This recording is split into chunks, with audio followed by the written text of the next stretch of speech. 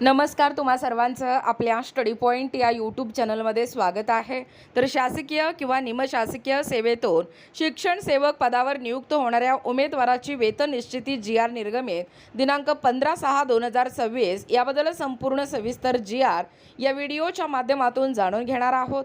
तत्पूर्वी तुम्ही जर आपल्या स्टडी पॉईंट या यूट्यूब चॅनलवरती जर नवीन असाल तर आपल्या या चॅनलला लगेचच लाईक आणि सबस्क्राईब करायला विसरू नका।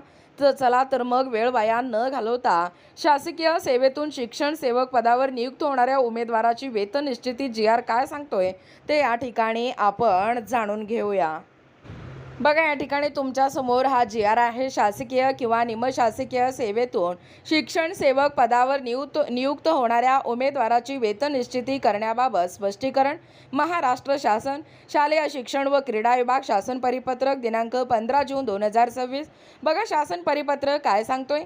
नियमित शासकीय सेवेतील अथवा ज्यांचे वेतन अनुदान शासनामार्फत अथवा स्थानिक स्वराज्य संस्थांमार्फत अदा केले जाते अशा नियमित निमशासकीय सेवेतील व्यक्ती ज्यावेळी राज्यातील शासकीय स्थानिक स्वराज्य संस्थांच्या शाळा तसेच या विभागाच्या अधिपत्याखालील 100% अनुदानित खाजगी शाळा ज्यामध्ये प्राथमिक उच्च माध्यमिक आणि उच्च माध्यमिक शाळा तसेच अध्यापक विद्यालये शासकीय विद्यानिकेतने व सैनिकी शाळा या शाळांमधील कोणत्याही स्तरांवरील व कोणत्याही माध्यमातील शिक्षण सेवक पदावर विहित पद्धतीने नियुक्ती होतो त्यावेळी त्यास वेतन संरक्षण देण्यासाठी त्याची वेतन निश्चिती कशा प्रकारे करण्यात यावे याबाबत संदर्भातील शासन निर्णयान्वये मान्यता प्रदान करण्यात आली आहे।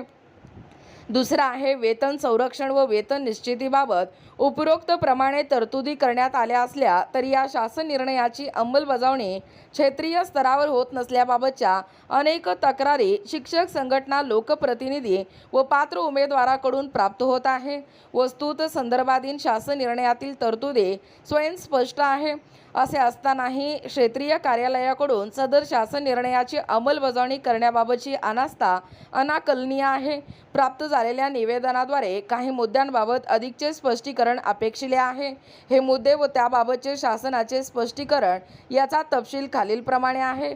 पाहू शकता उपस्थित मुद्दे आणि स्पष्टीकरण।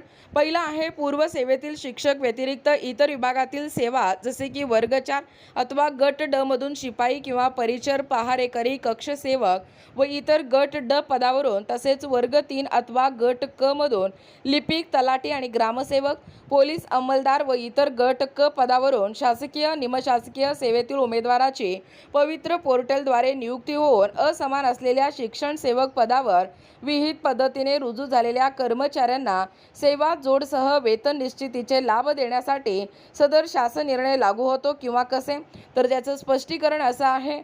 उमेदवारीची पूर्वीची नियुक्ती गट क मधील आहे अथवा गट ड मधील आहे या बाबी विचारात न घेता उमेदवार नियमित नियुक्तीने कार्यरत होता किंवा कसे पूर्वीचे पदावर स्थायित्व लाभ प्रमाणपत्र प्राप्त करण्यासाठी ज्या अटी व शर्ती आवश्यक आहेत त्यांची पूर्तता उमेदवार करीत आहे किंवा कसे शिक्षण सेवक पदासाठी केलेला अर्ज पूर्वीच्या कार्यालयाच्या सक्षम प्राधिकाऱ्याच्या पूर्व परवानगीने केला आहे किंवा कसे, तसेच पूर्वीची नियुक्ती व नवीन नियुक्ती यामध्ये बदलीच्या नियमानुसार अनुदेय असलेल्या पदग्रहण या अवधीहून अधिक खंड असू नये इतक्याच बाबी विचारात घ्यावयाच्या आहेत। त्यानंतर दुसरा उपस्थित मुद्दा आहे लागू होत असल्यास कमी किंवा जास्त वेतन श्रेणीवरून आलेल्या म्हणजेच नियुक्ती समान पदावर झाली नसल्यास सदर कर्मचाऱ्यांची सेवा जोड व वेतन निश्चिती कोणत्या टप्प्यावर करावी, तर संदर्भातील शासन निर्णयातील परिशिष्ट 2 अन्वये वेतन संरक्षण देण्यासाठी वेतन निश्चिती कशा प्रकारे करण्यात यावी याबाबत स्पष्ट तरतूद करण्यात आली आहे। सदर तरतूद खालील उदाहरणासह स्पष्ट करण्यात येत आहे।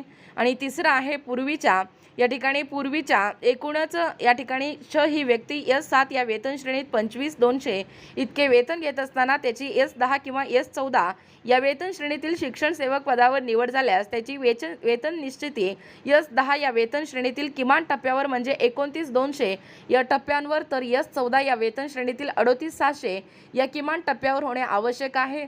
जर सदर व्यक्ती S7 या वेतन श्रेणीत 30,200 इतके वेतन घेत असताना त्याची वरील प्रमाणे निवड झाल्यास S10 10 या वेतन श्रेणीतील रुपये 31,000 या पुढील टप्प्यांवर वेतन निश्चिती होणे आवश्यक आहे। तर S14 या वेतन श्रेणीसाठी त्याची किमान टप्प्यावर वेतन निश्चिती होणे आवश्यक आहे। त्यानंतर चौथा मुद्दा काय सांगतोय बघा, सेवा जोड व वेतन निश्चिती करून द्यावयाच्या वेतन श्रेणीचा प्रत्यक्ष लाभ शासन निर्णयाच्या दिनांकापासून म्हणजे 18 फेब्रुवारी 2026 पासून द्यायचा की सदर कर्मचाऱ्यांचा शिक्षण सेवक कालावधी संपल्यानंतर द्यायचा आहे।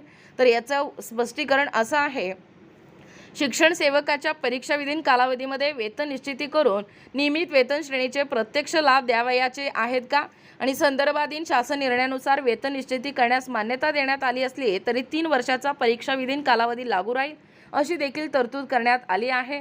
त्यामुळे परीक्षाविधीन कालावधी संपल्यानंतर वेतन निश्चिती करण्यात येईल असे देखील काही प्रशासनिक अधिकारी यांचे म्हणणे आहे। तर याचं स्पष्टीकरण असं आहे, संदर्भाधीन शासन निर्णय निर्गमित होण्याच्या दिनांकापासून ज्या उमेदवाराचा शिक्षण सेवा कालावधी चालू होता अशा उमेदवाराची वेतन निश्चिती संदर्भाधीन शासन निर्णयाच्या या दिनांकापासून म्हणजेच दिनांक 18/2/2026 पासून करणे आवश्यक आहे आणि त्यानुसार प्रत्यक्ष वेतन अदा करणे हे देखील आवश्यक आहे। या दिनांकानंतर जे उमेदवार शिक्षण सेवक पदावर नव्याने नियुक्त होतील त्यांना नियुक्तीच्या दिनांकापासूनच म्हणजे वेतन निश्चितीचा लाभ अनुदेय असेल। परीक्षा विधीन कालावधी लागू राहील याचा अर्थ या कालावधीतील कामगिरीचे मूल्यमापन होऊन त्यानंतर शिक्षक पदावर नियुक्ती दिली जाईल। शिक्षण सेवक परीक्षाधीन कालावधीतच वेतन आणि संरक्षण व वेतन निश्चितीचे लाभ देणे आवश्यक आहे। 7वा अतिशय महत्त्वाचा मुद्दा आहे, सेवा जोड व वेतन निश्चिती करत असताना अनुसरावयाची कार्यपद्धती स्पष्ट करावी। म्हणजे सेवा जोड हे सामान्य प्रशासन विभाग व वेतन निश्चिती ही वित्त विभाग किंवा वेतन पडताळणी पथक किंवा कॅपे हे करतील की फक्त शिक्षण विभागाने स्वतंत्रपणे करायचे आहे। तर याचं स्पष्टीकरण असं आहे की त्या नियुक्ती प्राधिकाऱ्यांकडे या संदर्भात जी प्रचलित कार्यपद्धती आहे त्यानुसार कार्यवाही करणे आवश्यक आहे। 8वा मुद्दा काय सांगतोय बघा, बहुतांश प्रशासन अधिकारी असे म्हणत आहेत की नोकरी स्वीकारत असताना तुम्ही मानधन तत्वावर स्वीकारले आहे, त्यामुळे तुम्हाला नियमित वेतन श्रेणी कशी काय देता येईल यावर देखील प्रकाश टाकावा। तर याचं महत्त्वाचं मुद्दा स्पष्टीकरण असं आहे की असा दावा केला असल्यास तो वस्तुस्थितीवर आधारित नाही। संदर्भाधीन शासन निर्णय हा शासनाने माननीय उच्च न्यायालयाचे काही प्रकरणातील न्याय निर्णय विचारात घेऊन व वित्त विभागाच्या अभिप्रायानुसार जाणीवपूर्वक घेतला आहे, त्याची तंतोतंत अंमलबजावणी होणे आवश्यक आहे। बघा, शासन परिपत्रक वित्त विभाग क्रमांक पाहू शकता, दिनांक 30/5/2024 अन्वये नवीन परिभाषित अंशदान निवृत्ती वेतन योजना राष्ट्रीय निवृत्ती वेतन प्रणाली अंतर्गत दिनांक 1/11/2025 रोजी व त्यानंतर सेवेत प्रथम नियुक्ती झालेल्या अधिकारी किंवा कर्मचाऱ्यांची त्याच किंवा अन्य विभागात कार्यालयात नवीन नियुक्ती करण्यात आल्यास पूर्वीची सेवा किंवा सेवा निवृत्ती या उपदानाच्या प्रयोजनार्थ अहर्ताकारी सेवेची परिगणना करण्याकरिता जोडून देण्याबाबत तरतूद करण्यात आली आहे।